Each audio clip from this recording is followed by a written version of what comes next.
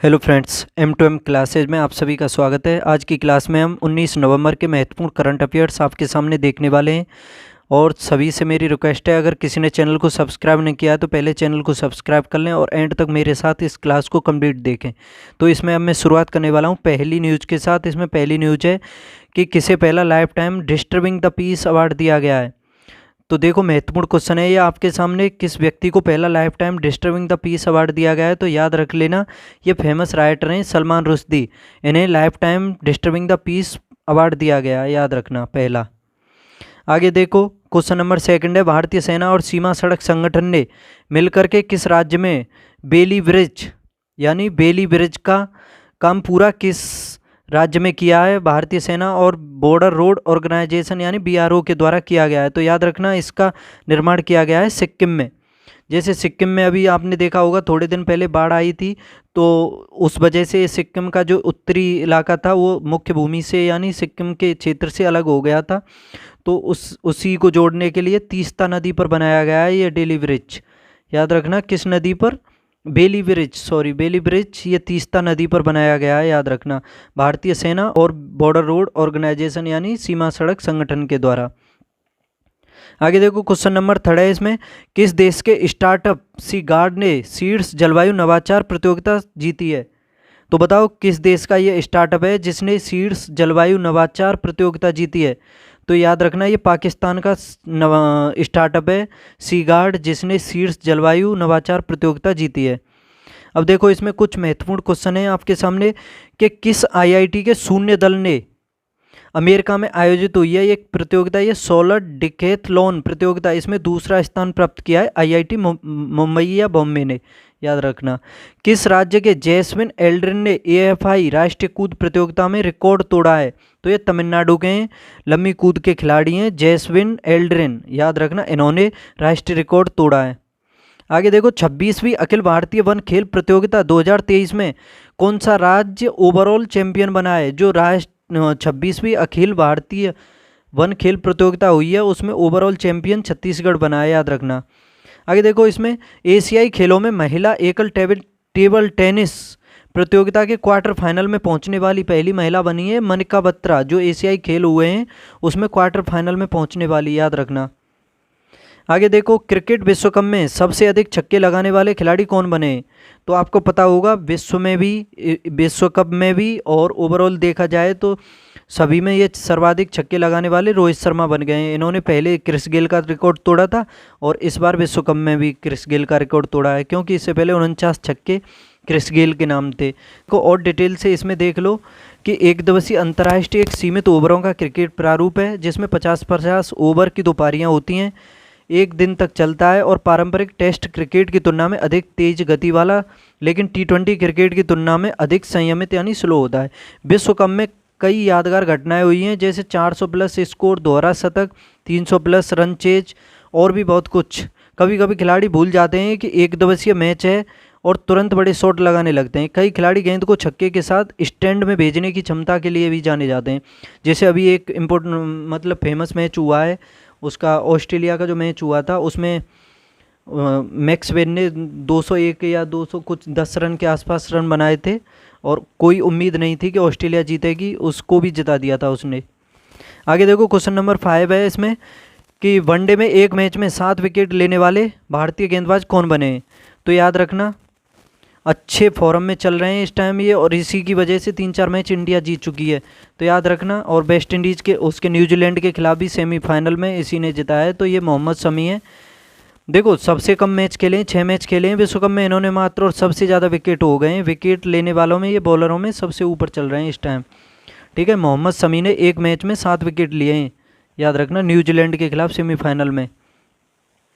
अब देखो, महत्वपूर्ण क्वेश्चन है ये, स्पोर्ट्स से संबंधित हैं कुछ।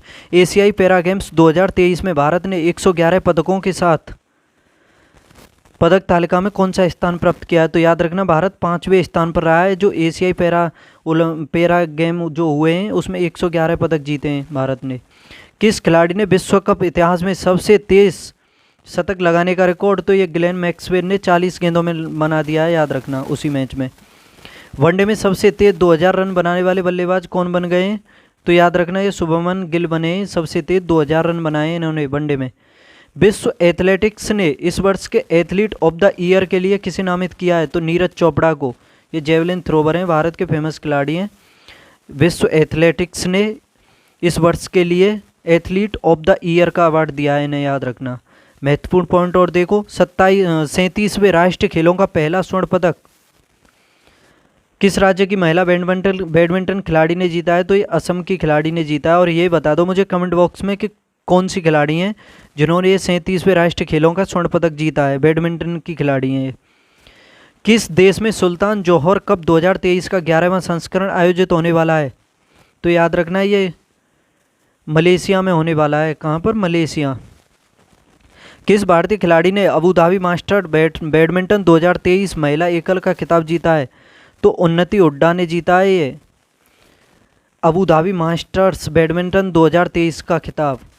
100 मीटर में नया रिकॉर्ड, यानी 100 मीटर में नया राष्ट्रीय रिकॉर्ड बनाकर भारत के सबसे तेज धावक ये मणिकांत बने, मणिकांत। किस देश ने चैट जीपीटी के साथ प्रतिस्पर्धा के लिए giga chad AI chatbot launch किया है? तो ये रूस ने किया है, याद रखना। किस देश के राष्ट्रपति ने संविधान के पुनर्लेखन के लिए जनमत संग्रह जीता है? बताओ, किस देश के राष्ट्रपति ने संविधान के पुनर्लेखन के लिए जनमत संग्रह जीता है? तो ये उज्बेकिस्तान।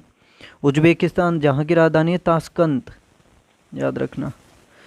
कोई जानता हो तो बता दो, उज्बेकिस्तान के साथ भारत का जो अभ्यास होता है, युद्ध अभ्यास, वो कौन सा होता है?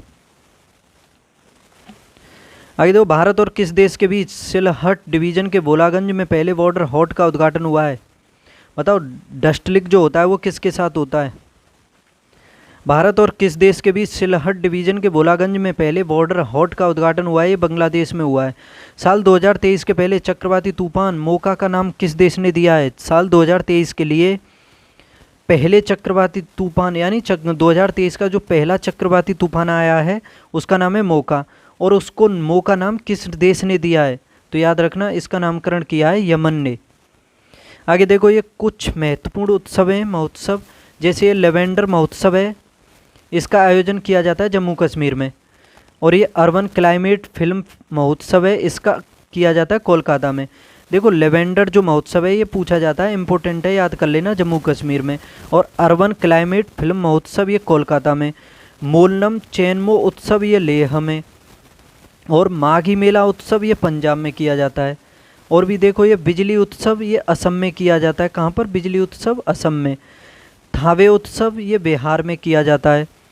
थुमचू उत्सव ये सिक्किम में। खजुराहो नृत्य महोत्सव ये खजुराहो मध्य प्रदेश में किया जाता है। खजुराहो के मंदिर कहाँ पर हैं? मध्य प्रदेश में। किसने बनवाए थे? चंदेल शासकों ने, याद रख लेना। आगे देखो, खजुराहो नृत्य महोत्सव ये बता दिया मैंने। ताज महोत्सव ये इंपॉर्टेंट है।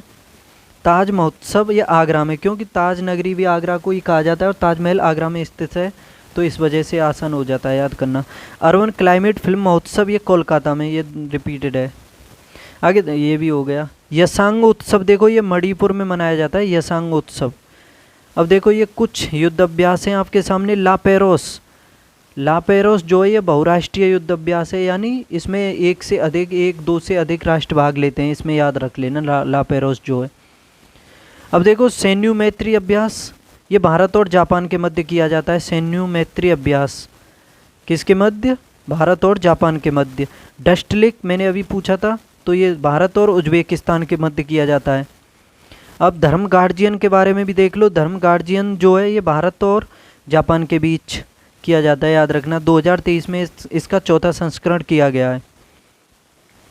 देखो, तर्कस का ये छठा संस्करण किया गया है 2023 में, और ये भारत और अमेरिका के बीच किया जाता है।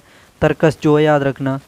फ्रिंजेक्स ये भारत और फ्रांस के बीच किया जाता है। देखो, कुछ कुछ युद्ध अभ्यासों के नाम तो नामों में ही देशों के नाम छिपे होते हैं, जैसे FR से फ्रांस, IN से इंडिया, तो इस हिसाब से भी देखा करो। फ्रिंजेक्स किया जाता है भारत और फ्रांस के मध्य। कोंकड़ एक्सरसाइज की जाती है भारत और UK के मध्य।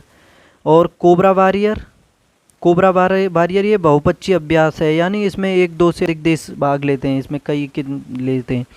13वां बोल्ड कुरुक्षेत्र ये भारत और सिंगापुर के मध्य किया जाता है। अब देखो नीति आयोग के बारे में भी समझ लो कुछ, कि नीति आयोग के CEO हैं BVR सुब्रमण्यम। कौन है? BVR सुब्रमण्यम। और पर्यटन मंत्री, देखो पर्यटन मंत्री हैं जी किशन रेड्डी। देखो पर्यटन मंत्री जी किशन रेड्डी, नीति आयोग के CEO BVR सुब्रमण्यम।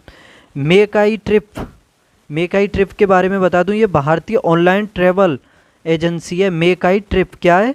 ये भारतीय ऑनलाइन ट्रैवल एजेंसी है, मेक आई ट्रिप, याद रख लें। देखो मेरी ज़्यादा से ज़्यादा कोशिश है कि कम से कम समय में मैं आपको अधिक से अधिक कंटेंट प्रोवाइड कर सकूं, तो उसी हिसाब से मैं कोशिश करूंगा कि कम से कम समय लूँ आपके लिए क्लास में। और आपको और कम समय चाहिए तो आप वीडियो को तेज़ स्पीड करके भी देख सकते हो, ठीक है। चलो आगे देखते हैं। आगे देखो, अब G7 शिखर सम्मेलन 2023 के बारे में देख लो, जो इसका आयोजन किया गया है। इसका आयोजन किया गया है जापान में। G7 का आयोजन कहाँ पर किया गया? जापान में, याद रख लेना। और 42वां जो आसियान शिखर सम्मेलन है उसका 2023 में आयोजन किया गया इंडोनेशिया में। कहाँ पर? इंडोनेशिया में। और ब्रिक्स सम्मेलन 2023 का आयोजन जोहान्सबर्ग में किया गया है, दक्षिण अफ्रीका में, याद रख लेना। जोहान्सबर्ग दक्षिण अफ्रीका में ब्रिक्स का आयोजन किया गया है 2023 में। और 42वां आसियान शिखर सम्मेलन इंडोनेशिया में, और G7 शिखर सम्मेलन ये जापान में किया गया है, याद रखना अच्छे से। और देखो ये आपके लिए क्वेश्चन होगा आज का, कि विश्व सुनामी जागरूकता दिवस कब मनाया जाता है? ये इसका जवाब आपको कमेंट बॉक्स में बताना है कि विश्व सुनामी जागरूकता दिवस कब मनाया जाता है। अब देखो क्वेश्चन नंबर 7 है आपके सामने कि बीकानेर वाला के नाम से प्रसिद्ध किस व्यक्ति का हाल ही में निधन हुआ है? तो याद रखना ये इनका उपनाम था बीकानेर वाला, और इनका मूल नाम था केदारनाथ अग्रवाल। इनका अभी हाल ही में निधन हुआ है। आगे देखो क्वेश्चन नंबर आगे ऊपर नीचे हो गए हैं, तो ये 6 देख लो पहले। किस देश ने हाल ही में दुनिया का सबसे तेज इंटरनेट लॉन्च किया है? तो याद रखना ये दुनिया का सबसे तेज इंटरनेट लॉन्च किया है चीन ने। चीन के द्वारा लॉन्च किया गया है दुनिया का सबसे तेज इंटरनेट। देखो इसमें कुछ डिटेल से समझ लो कि चीन ने दुनिया का सबसे तेज इंटरनेट लॉन्च कर दिया है। चर्चा थी कि 2025 से पहले दुनिया में सबसे तेज इंटरनेट तैयार नहीं होगा, मुश्किल है, लेकिन चीन ने समय से पहले ही इसे लॉन्च कर दिया है और दुनिया को चौंका दिया। ऐसे में सवाल है, जो काम अमेरिका रूस जैसे देश नहीं कर पाए वो चीन ने कर दिया। अमेरिका को भी पीछे छोड़ दिया है, ठीक है, याद रखना। दुनिया में सबसे तेज है इसका ये जो है।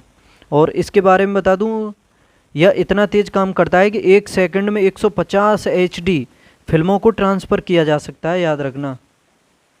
आगे देखो क्वेश्चन नंबर 8 है। इसमें संयुक्त राष्ट्र की एक रिपोर्ट के अनुसार किस क्षेत्र को पानी की कमी के मामले में विश्व का सबसे खराब क्षेत्र माना गया है? तो याद रखना ये दक्षिण अफ्रीका क्षेत्र को संयुक्त राष्ट्र की ये रिपोर्ट आई है। इसके अनुसार पानी की कमी के मामले में विश्व का सबसे खराब क्षेत्र माना गया है दक्षिण एशिया को, दक्षिण अफ्रीका नहीं, दक्षिण एशिया को, ठीक है, याद रखना। और देखो इसमें और बता दूं कि संयुक्त राष्ट्र बाल एजेंसी की एक रिपोर्ट के अनुसार दक्षिण एशिया में 18 वर्ष से कम उम्र के 347 मिलियन बच्चे आश्चर्यजनक रूप से या अत्यधिक पानी की कमी से प्रभावित हैं, याद रखना। इसमें गंभीर प्रॉब्लम है ये। देखो किस स्वतंत्रता सेनानी और कम्युनिस्ट नेता का 102 वर्ष की आयु में निधन हो गया है? तो एन शंकरैया का निधन हुआ है 102 वर्ष की आयु में। दूरदर्शन की किस मशहूर न्यूज एंकर का निधन हुआ है? तो ये गीतांजलि अय्यर का निधन हुआ है और ये दूरदर्शन की फेमस एंकर थी, याद रखना। किस राज्य के पहले अशोक चक्र विजेता हवलदार LV डिक्रूज का निधन हुआ है? तो ये केरल के हैं, LV डिक्रूज। महात्मा गांधी से नाता रखने वाले किस व्यक्ति का 89 साल की उम्र में निधन हुआ है? तो अरुण गांधी का हुआ है। किसका? अरुण गांधी का। अब आगे देखो इसमें किस देश ने विकासशील देशों के लिए नई लैंडमार्क ट्रेंडिंग योजना शुरू की है? तो ये यूनाइटेड किंगडम यानी UK ने शुरू की है विकासशील देशों के लिए नई लैंडमार्क ट्रेंडिंग योजना। किस देश ने योग के माध्यम से देश को बढ़ावा देने वाली पहली विदेशी सरकार के रूप में इतिहास रचा है? तो याद रखना ये ओमान ने रचा है। किसने? ओमान। समलैंगिक विवाह को वैध करने वाला मध्य यूरोप का पहला देश कौन बना है? तो याद रखना एस्टोनिया, जो बाल्टिक कंट्रियों में आता है। ये जो बाल्टिक जो कंट्री हैं तीन, Estonia, Latvia, Lithuania. Estonia, Latvia और लिथुआनिया, उसमें ये एस्टोनिया ने समलैंगिक विवाह को वैध करने वाला ये पहला देश बना है, याद रखना। देखो, भारत और किस देश के बीच रक्षा पहल इंडस एक्स रक्षा त्वरण पारिस्थितिकी तंत्र लॉन्च किया है? तो याद रखना ये अमेरिका, भारत और अमेरिका के बीच रक्षा पहल है, ये इंडस एक्स रक्षा त्वरण पारिस्थितिकी तंत्र लॉन्च किया गया है, याद रखना। आगे देखते हैं, इसमें अंतर्राष्ट्रीय छात्र दिवस मनाया जाता है। तो याद रखना अंतर्राष्ट्रीय छात्र दिवस जो है ये 17 नवंबर को मनाया जाता है। ठीक है, कब मनाया जाता है? 17 नवंबर को। और इस दिन दुनिया भर में अंतर्राष्ट्रीय छात्र दिवस के महत्व को समझाया जाता है। यह दिवस अंतर्राष्ट्रीय छात्रों के सामने आने वाली चुनौतियों के बारे में भी बताता है। इंटरनेशनल स्टूडेंट डे छात्र समुदाय का एक वैश्विक उत्सव है, याद रखना इसमें। आगे देखो, कुछ महत्वपूर्ण दिवस भी हैं इसमें आपके सामने। 1 अगस्त को वर्ल्ड वाइड वेब दिवस मनाया जाता है। वर्ल्ड वाइड वेब दिवस यानी WWW की ये फुल फॉर्म है, ये भी याद कर लेना। वर्ल्ड वाइड वेब कब मनाया जाता है? 1 अगस्त को। और 10 अगस्त को विश्व शेर दिवस मनाया जाता है। वर्ल्ड लायन डे मनाया जाता है 10 अगस्त को। और 10 अगस्त को ही मनाया जाता है विश्व जैव ईंधन दिवस, विश्व जैव ईंधन दिवस। और 12 अगस्त को अंतर्राष्ट्रीय युवा दिवस। ये बताओ 12 अगस्त को जो अंतर्राष्ट्रीय युवा दिवस है ये किसके जन्म दिवस पर मनाया जाता है? बताओ किसके जन्म दिवस पर यह अंतर्राष्ट्रीय युवा दिवस 12 अगस्त को मनाया जाता है? और 12 अगस्त को ही विश्व हाथी दिवस मनाया जाता है। देखो एक चीज़ बता देता हूँ, इसको याद कर लो कि युवा किसके समान है? हाथी के समान। युवा में जैसे ताकत का जोश होता है तो वो समझता है अपने आप को हाथी, तो ऐसे भी याद कर सकते हो कि 12 अगस्त को ही हाथी दिवस, 12 अगस्त को ही युवा दिवस, याद रख लेना। 13 अगस्त को विश्व अंगदान दिवस कब मनाया जाता है? 13 अगस्त को। 19 अगस्त को विश्व फोटोग्राफी दिवस मनाया जाता है। 20 अगस्त को विश्व मच्छर दिवस मनाया जाता है। 20 अगस्त को कब मनाया जाता है? 20 अगस्त को। आगे देखो, क्वेश्चन नंबर लास्ट है अब इसमें 10। अदरिंग एंड बिलोंगिंग इंस्टीट्यूट द्वारा प्रकाशित समावेशन सूचकांक 2023 में भारत कौन से स्थान पर है? तो याद रखना इसमें भारत जो है 117वें स्थान पर है। अदरिंग एंड बिलोंगिंग इंस्टीट्यूट द्वारा प्रकाशित समावेशन सूचकांक में, किसमें? समावेशन सूचकांक में भारत 117वें स्थान पर है। और इसमें देखो, संयुक्त राज्य अमेरिका के कैलिफोर्निया विश्वविद्यालय में अदरिंग एंड बिलोंगिंग इंस्टीट्यूट यानी OBI द्वारा प्रकाशित समावेशन सूचकांक में भारत दुनिया के 129 देशों की सूची में 117वें स्थान पर है। बांग्लादेश इसमें 106वें पर, इजराइल 115वें पर, और छोटे देश भारत से बेहतर स्थिति में। सूचकांक कई उपायों का उपयोग करके जाति, धर्म, लिंग और यौन अभिविन्यास, विकलांगता और सामान्य जनसंख्या के संदर्भ में समावेशित की जांच करता है, याद रखना। एक चीज़ बता दो मुझे, आर्टिकल जो 15 है पॉलिटी में, उसमें क्या प्रावधान किया हुआ है? आर्टिकल 15 के बारे में किसी को जानकारी हो तो बता सकता है। इस क्वेश्चन में कुछ हिंट दी हुई है, उसी हिसाब से समझ के बता दो। आर्टिकल 15 में अब देखो, इसमें महत्वपूर्ण पॉइंट है कि फोर्ब्स की ग्लोबल 2000 की सूची में रिलायंस 8 पायदान चढ़कर कौन से स्थान पर पहुंच गया है? फोर्ब्स की ग्लोबल 2000 की सूची में तो ये 45वें स्थान पर पहुंच गया है, याद रखना। भारत की वित्तीय राजधानी मुंबई को प्रेपली द्वारा दुनिया के सबसे अमित्र शहरों की सूची में कौन सा स्थान दिया गया है? तो ये दूसरे स्थान पर है, याद रखना। प्रेपली द्वारा दुनिया के सबसे अमित्र शहरों की सूची में। ग्लोबल जेंडर गैप इंडेक्स 2023 में भारत कौन से स्थान पर है? तो याद रखना ये 127वें स्थान पर है। ग्लोबल जेंडर गैप इंडेक्स में 126वें स्थान पर किस सूचकांक में है भारत? दो सूचकांक हैं जिसमें भारत 126वें स्थान पर है, बता दो। एक मैं बता देता हूँ, शांति सूचकांक में है, और दूसरा आप बता दो। 126वें स्थान पर किस सूचकांक में है भारत की रैंकिंग? चलो आगे देखते हैं। विदाउट बॉर्डर्स की ताज़ा रिपोर्ट के अनुसार 2023 विश्व प्रेस स्वतंत्रता सूचकांक में भारत कौन से स्थान पर है? विदाउट बॉर्डर्स के द्वारा ये रिपोर्ट जारी की जाती है, याद रखना। विश्व प्रेस स्वतंत्रता सूचकांक जो है विदाउट बॉर्डर्स के द्वारा जारी किया जाता है और इसमें भारत 161वें स्थान पर है। कौन से पर? 161वें पर।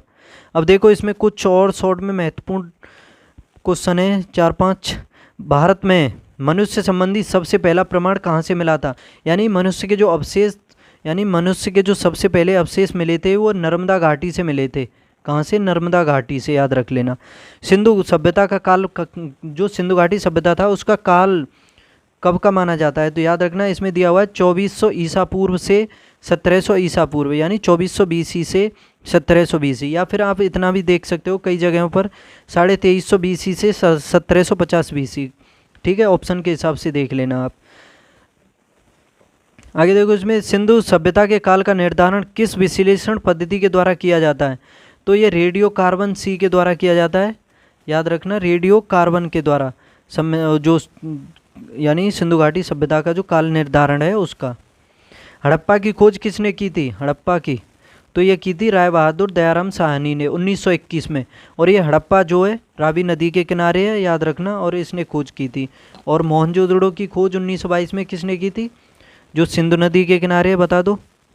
और सिंधु सभ्यता का प्रमुख बंदरगाह कौन सा था? तो ये लोथल था। सिंधु घाटी सभ्यता का प्रमुख बंदरगाह जो था ये लोथल था, गुजरात में पड़ता है। और यहाँ से फारस की मुद्राएं भी मिली थी और इसी से हमें यह साक्ष्य मिलते हैं कि जो भारत का व्यापार था ये लोथल बंदरगाह से फारस के लिए, फारस से जो व्यापार होता था वो भारत का लोथल बंदरगाह से होता था, क्योंकि वहाँ पर फारस की मुद्राएं मिली थी।